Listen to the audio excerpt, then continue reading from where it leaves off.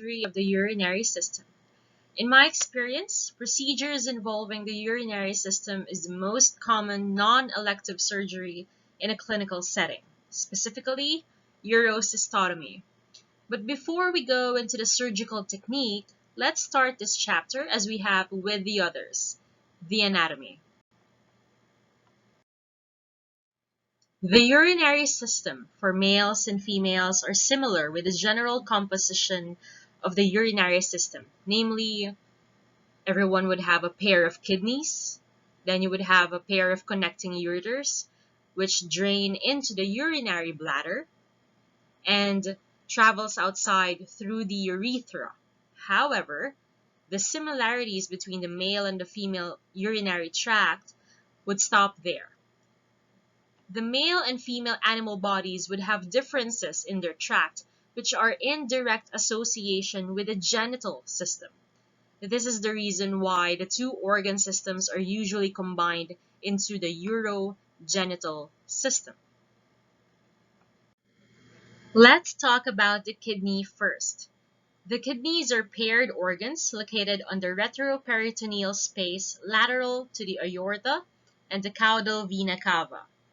With the positioning, the right kidney is more cranially located than the left, as seen in this image. But why is that? Why is the kidney on the right side more cranial than the left side?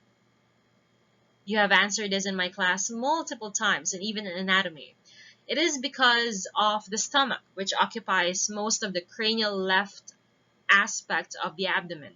So when the stomach dilates, it kind of pushes down on the left kidney. So with evolution, the left kidney just situated itself more caudally than the right? So when we cut a kidney sagittally, this is what you will see.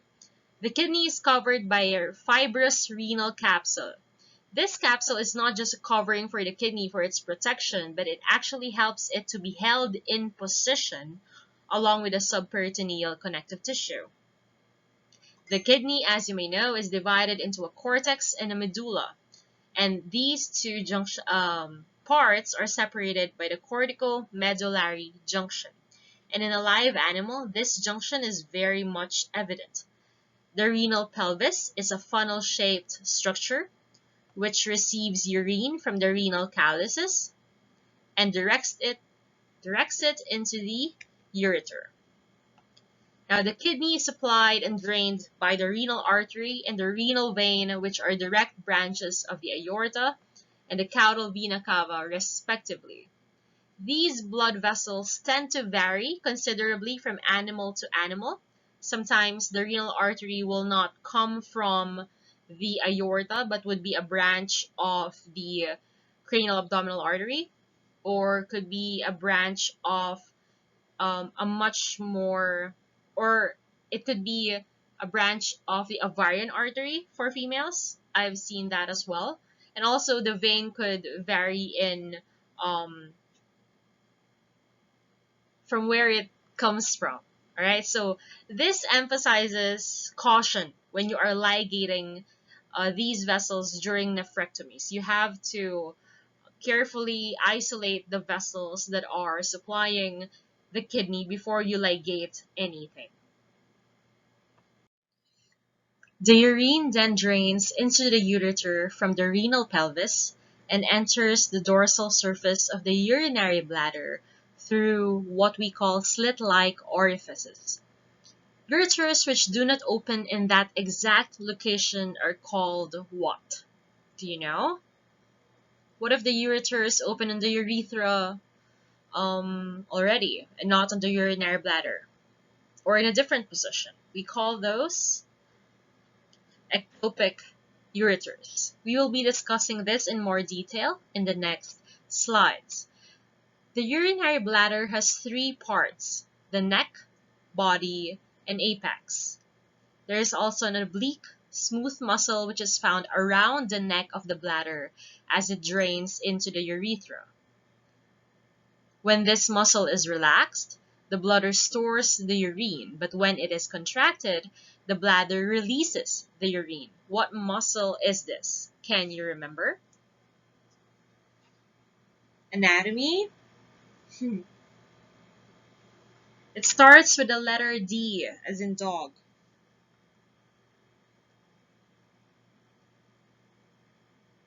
Anything? All right. It's called the trusor muscle. All right. So now the trigone of the bladder, which is where the area of the bladder neck ends and the ureter starts, is around this area right here. All right. Why is the trigone of the bladder quite important? Because this is where urinary stones or urethra tend to obstruct the flow of urine. So it is very important you check this area for urinary stones when you're doing a cystotomy. So the urinary bladder location varies depending on the amount of urine it currently contains. When empty, it lies primarily within the pelvic cavity. The variations in the urinary tract would also be on the urethra itself. For females, it's quite straightforward because the bladder is there. Urethra is rather short and straight. Right? That is why urinary tract obstructions are not as common in females as it is in males. However, in males, that is a much more complicated thing. Why? For one, their urethra is longer. All right, you would have a pelvic urethra. You would have this for males. You would have a scrotal urethra, which is in direct association with a scrotum, and then you would have the penile urethra. So there are a lot of curves, a lot of distance away from the urinary bladder, a much longer distance for the urine to travel from the bladder to the outside environment. So there is a lot of there's a longer area wherein uroliths can form, where obstructions could be created. Right? For example, in females, if there's a small stone here, it's just a short while of it traveling to the environment outside, and it could easily be expelled out given that it's very small. However, in males, the urethra is very long and quite narrow as it goes to the penis. And this is for a cat. Imagine a dog, it would actually go into a quite a U, letter U direction. It would have that S thing here. We call it the curved, because you have a scrotal area, you have a penile area, then you would have the pelvic area, which is very zigzaggy in direction.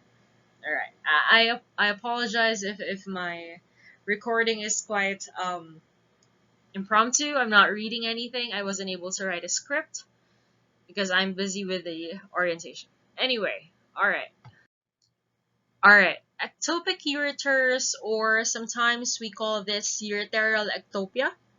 This is a congenital anomaly wherein the ureter empties outside the urinary bladder.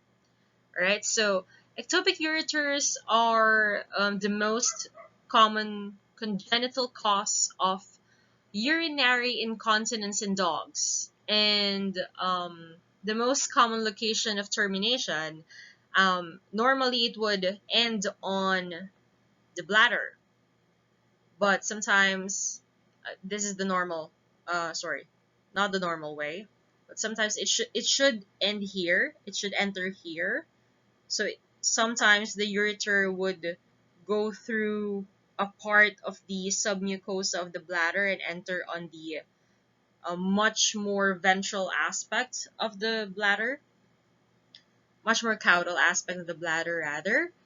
And this is the most common congenital cause of urinary incontinence.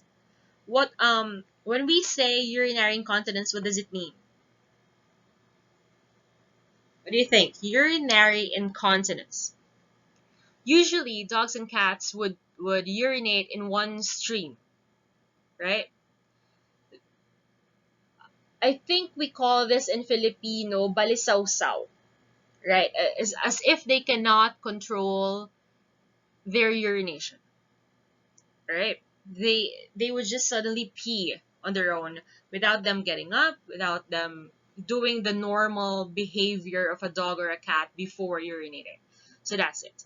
So usually ectopic ureters would result from the abnormal positioning of the metanephric duct along the mesonephric duct in utero. So back to embryo, right? So there's a problem in how that area developed. So the most common location of the termination is the urethra, but sometimes it could also occur draining into the uterus or the vagina in female animals. Um, it can be unilateral or bilateral, meaning one ureter could be affected, the other one would be normal, or both of them would be. But even if it's just a unilateral ectopic ureter, you could still see urinary incontinence in those animals. So another thing, um, ectopic ureters can be intramural or extramural. Intramural, or what we call intraluminal ectopic ureters, enter the urinary bladder in the normal anatomic location, but it extends submucosally within the bladder wall before draining into the urethral lumen, as you can see here. So normally, it would just enter on this end, right? But if it sometimes extends through the submucosal layer and then it empties down here. On the other hand, extramural or extraluminal ectopic ureters would completely bypass the urinary bladder and open directly into the urethral lumen, as seen in this illustration as the red line.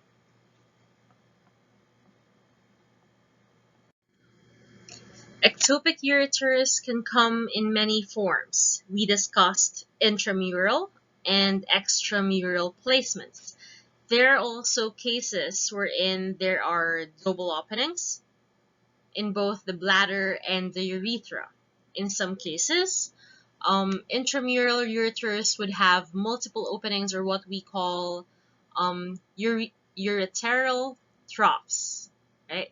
Ureteral ectopia is most commonly diagnosed in females than in males.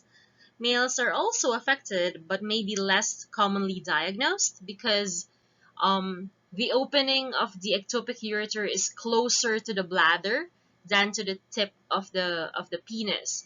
So it usually prevents urine dribbling. So for the owners, there's nothing wrong, but apparently the dog has ectopic ureter.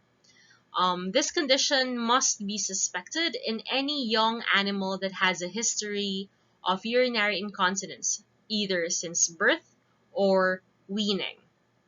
However, this disease must be included as a differential in older animals as well, as if they have a lifelong urinary incontinence or those which are poorly responsive to medications.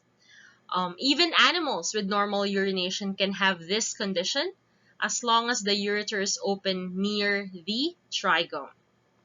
Clinically, this can be exhibited as urine dribbling or urinary incontinence. The two most common urinary pathologies are urinary incontinence and urinary obstruction. These two pathologies can be caused by a multitude of conditions, namely, for example, ectopic ureters, which we just discussed, urolithiasis or urinary stones, which can be lodged in any part of the urinary tract from the kidney to the urethra. Neoplasia would also cause problems in urine production and excretion. For one, it could put pressure on the bladder. It could also cause a physical obstruction. A uroabdomen can happen with bladder rupture after trauma, and then the urine escapes from the bladder and contaminates the entire peritoneal cavity. Urethral strictures can happen with repeated catheterization of dogs and cats, which could eventually lead to urinary obstruction. So sometimes you might think that there is a physical obstruction on the urethra, not thinking that it is actually the urethra that became narrow, and that is what we call a urethral stricture. So be very careful when you're when you are placing the urinary catheter. Now, ureteral transections is one complication of urinary bladder surgeries when the ureters are accidentally transected or cut during surgery. You see, ureters can look very small in small animals, and sometimes they can be mistaken as connective tissues. So you have to be very careful in checking where the ureters are when doing bladder surgeries. And also, sometimes this can also happen during routine ovariohysterectomy because of the anatomical positioning of the uterus and the urinary bladder. So sometimes it is thought that the ureter could just be a connective tissue. Now, these are just some of the conditions which cause urinary incontinence and obstruction. The variety of these conditions, as you can see here, neoplasia, inflammation, urinary stones, also lead to a lot of urinary surgical procedures that can be done. For example, nephrectomy, which is the removal of a kidney, nephrotomy, wherein there is a urinary stone inside the kidney that needs to be removed. Another surgical procedure is a nephrostomy, which I did not include here, wherein a permanent fistula is placed into the pelvis of the kidney to facilitate urine draining. For example, if the renal pelvis is damaged, a nephrostomy can be done. A pyelolithotomy is done by incising on renal pelvis and proximal ureter to usually remove stones. In case the stones can escape through the renal pelvis but can obstruct the ureter or it gets trapped there, a ureterotomy can be done. Right now, the size of the ureter could vary in different animals. It could be as small as a zesto straw, or it could be smaller than that. So be very careful with the anatomy. The most common surgery, though, in clinical setting is a cystotomy, or specifically a urocystotomy. Remember, there are two bladders in an animal's body, the urinary bladder and the gallbladder. So in surgery, we want to specify as much as we can. Incision on the gallbladder is called what? Cholecystotomy, while incision on the urinary bladder is specifically called urocystotomy. Now, in the Philippine setting, cholecystotomy is not common, so sometimes urocystotomy is understood as cystotomy already. However, cystotomy is simply the opening of the bladder. If this surgical procedure is indicated for the removal of the stones, that specific procedure, the way that you are actually removing the stones from the bladder, is what we call a cystolithectomy. So the uroliths in the bladder are called cystoliths. If the stones are located in the kidney, they're called renal liths. If they are in the ureter, they're called ureteroliths. Correct. So these urinary stones can cause blockage as well if it gets into the urethra and cannot be expelled anymore. Remember, male dogs and cats are more prone to urinary obstruction just because of the mere length of the urethra as compared to a female one. So with repeated catheterization for these animals, the urethra can also become narrow, and that cannot be fixed anymore. So what we do in case the urethra has become stricted and narrow, you do a ureterostomy, wherein you make a permanent hole or fistula from the skin to the urethra, distal or more cranial to where the to where the obstruction is. All right. So for this chapter, we will only be focusing on the last three. To officially start, click on the next lecture video.